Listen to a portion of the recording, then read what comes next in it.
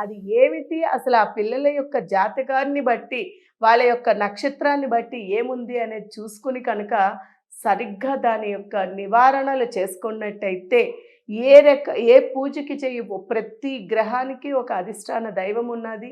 ప్రతి గ్రహానికి, ప్రతి ఒక్కదానికి కూడా, ప్రతి సమస్యకి కూడా పరిష్కారం అనేది ఉన్నది.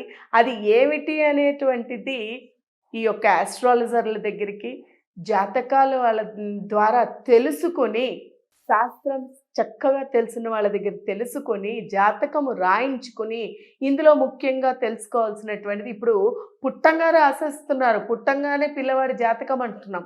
అసలు పిల్లలకి 12 సంవత్సరాలు దాటితే గానీ జాతకాలు రాయడం గానీ, చూడడం గానీ చేసేవారు కాదు. అదే సరి అయినటువంటి సమయం.